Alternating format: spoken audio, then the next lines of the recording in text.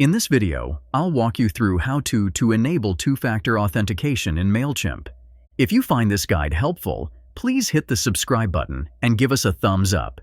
Your support helps us keep producing content that's just right for you.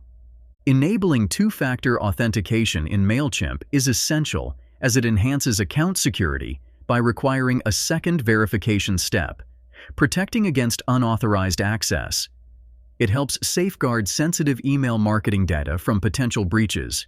To begin, access your Mailchimp account and direct your attention to the top right corner of your screen. Here, you'll find your profile icon. Click on this icon to open a drop-down menu. From the options provided, select Account and Billing to proceed.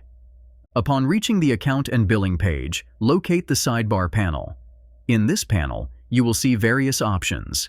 Click on Settings to reveal a list of further choices. From this list, select Security to advance to the Account Security Settings page. On the Account Security page, you will be presented with two security options, Authenticator app and SMS. For enhanced security, it is recommended to use the Authenticator app for two-factor authentication. To set up the Authenticator app, start by checking the corresponding box and then click on Next.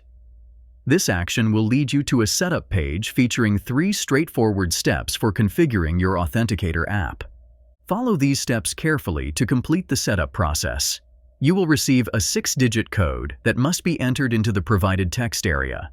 Alternatively, you can use the QR code displayed to simplify the setup.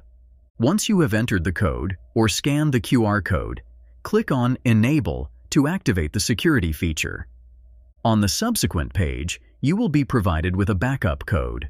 This code serves as a contingency measure in case you lose access to the device where your Authenticator app is installed. It is crucial to record this backup code and keep it in a secure location.